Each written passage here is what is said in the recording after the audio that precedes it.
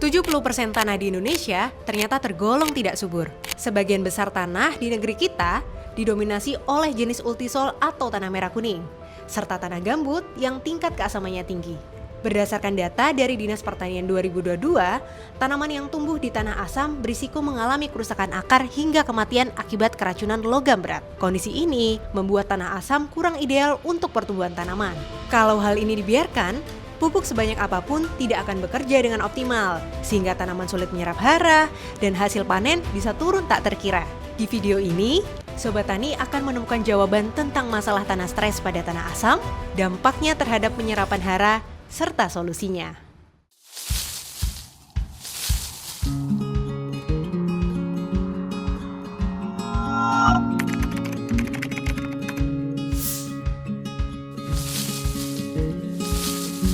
Jadi tanah itu adalah material fisik yang berbentuk padatan. Dia itu bisa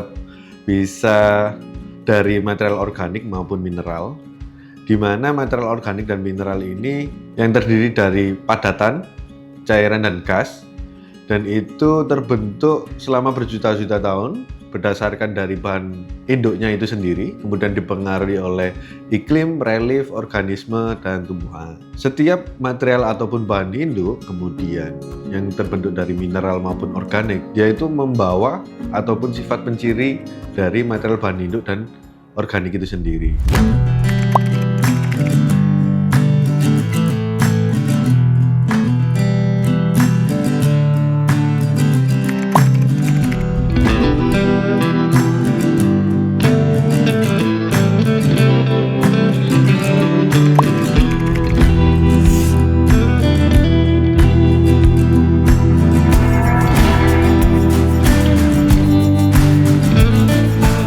Maka setiap jenis tanah itu mempunyai sifat dan karakteristik tertentu. Nah, hubungannya dengan apa?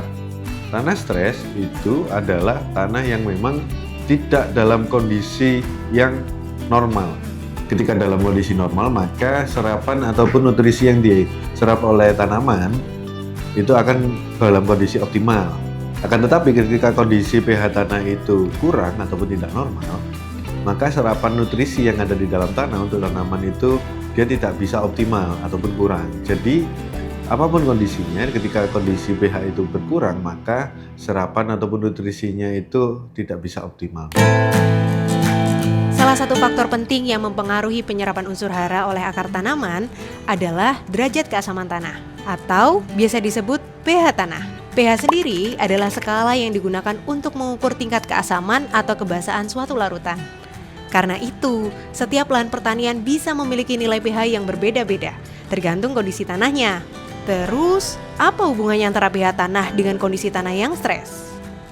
Di sini dalam angka adalah rendah, berkisaran antara 3 sampai 4. Itu akan susah sekali pada tanaman di lokasi lahan tersebut untuk melakukan penyerapan unsur hara secara efektif. Karena akan terhalang oleh tingkat kemasaman dari tanah-tanah tersebut. Apabila pH tanah sudah kita netralkan atau sudah kita normalkan ke arah 7 atau sekitaran 7, nanti dari penyerapan hara dari tanaman tersebut akan terjadi peningkatan. Banyak user itu yang kurang familiar dengan alatnya karena terdapat beberapa macam alat untuk pengukuran pH tanah.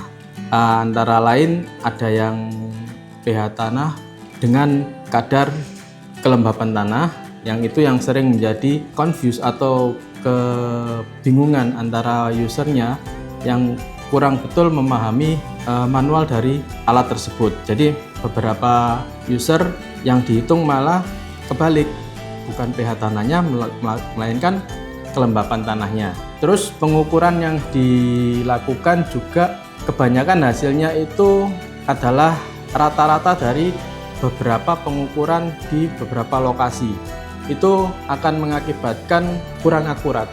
Jadi diharapkan bahwa apabila di suatu daerah terdapat 10 pengukuran, nah di situ juga harus ada 10 data juga yang bisa disajikan untuk melakukan penambahan dolomit atau untuk peningkatan kadar kemasaman tanah tersebut sehingga menjadi lebih netral. Kalau Sobat Tani perhatikan, alat ukur pH tanah menampilkan angka dari 1 hingga 14.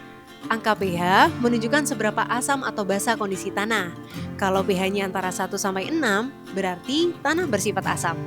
Di kondisi ini, unsur hara makro susah diserap tanaman. Bahkan bisa muncul unsur beracun seperti aluminium dan mangan yang merusak akar. Kalau pH-nya antara 8 sampai 14, berarti tanah bersifat basa. Unsur hara mikro akan terikat sehingga tanaman sulit menyerapnya. Nah, di pH kisaran 6,5 sampai 7 inilah yang disebut netral. Dan ini yang paling ideal buat pertumbuhan tanaman. Ketika kita tahu bahwa pH itu berapa, maka itu akan berhubungan dengan kapasitas pertukaran kation ataupun KPK ataupun KTK, kapasitas tukar kation. Di mana nutrisi yang bisa dipertukarkan untuk bisa diserap oleh tanaman itu dipengaruhi oleh pH. Semakin pH itu semakin normal, maka kapasitas pertukaran kation itu semakin bagus. Nah, ini berhubungan dengan nutrisi yang akan diserap oleh tanaman. Ketika pH itu dalam kondisi normal, maka nutrisi yang bisa diserap oleh tanaman untuk dialirkan ke dalam tubuh tanaman itu sendiri dapat berjalan secara optimal. Maka yang harus kita lakukan yaitu adalah pengapuran ataupun pemberian dolomit sebelum waktu pemupukan. Itu berfungsi untuk menetralkan dari pH tanah itu sendiri. Maka nutrisi yang akan kita berikan ke dalam tanaman itu bisa terserap dalam kondisi ideal. Kemudian baru kita lihat apakah kondisi tanah kita dalam kondisi netral, basa atau asam. Dalam kondisi asam maka perlu dilakukan penambahan dolomit, di mana dolomit itu fungsinya ada dua. Ketika kita aplikasikan sebelum dari pemupukan ataupun pupuk NPK yang kita berikan, maka dia bersifat untuk menetralisir ataupun memulihkan ataupun menaikkan pH tanah. Baru kita aplikasikan pupuk NPK primer kita yang akan diserap dengan tujuan untuk menunjang dari kebutuhan nutrisi yang ada dalam tanah dan untuk ketersediaan ataupun makanan dari tanaman itu sendiri, sehingga produktivitas kita di dalam tanaman kita bisa tercapai secara optimal. Tetapi dengan catatan harus kita aplikasikan secara 5T.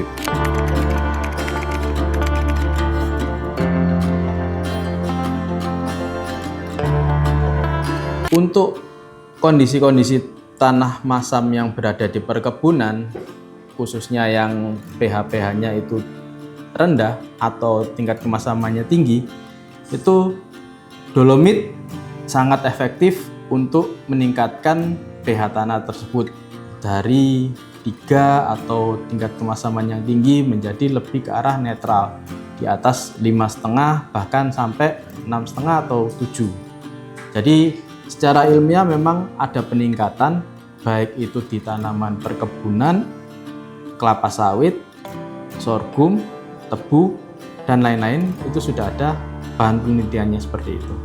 Dengan penggunaan dosis dolomit yang tepat, diiringi dengan cara pengaplikasian yang benar, dan tingkat kemasaman yang sudah sesuai, serta pemupukan dengan cara yang tepat, diharapkan peningkatan produksi akan terjadi secara maksimal.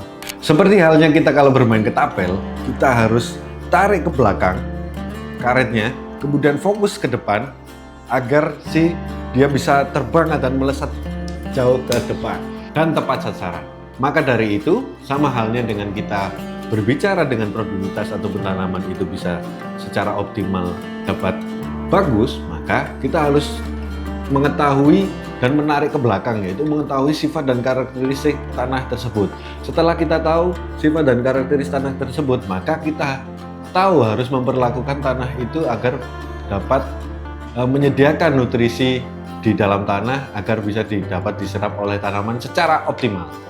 Dengan hal ini, salah satunya kondisi tertentu, ketika tanah itu dalam kondisi asam, maka kita harus melakukan pengapuran agar Secara nutrisi yang kita sediakan untuk tanah dan diserap oleh tanaman bisa terserap secara optimal sehingga produktivitas dari tanaman kita itu sendiri menjadi lebih bagus dan optimal. Sehingga petani lebih gembira terhadap melihat dari performa ataupun produktivitas tanamannya yang berimbas terhadap petani itu sendiri.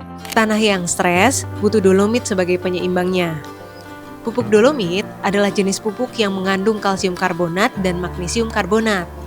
Kedua unsur tersebut berperan besar dalam menjaga tanah agar tetap subur dan membantu tanaman tumbuh lebih produktif.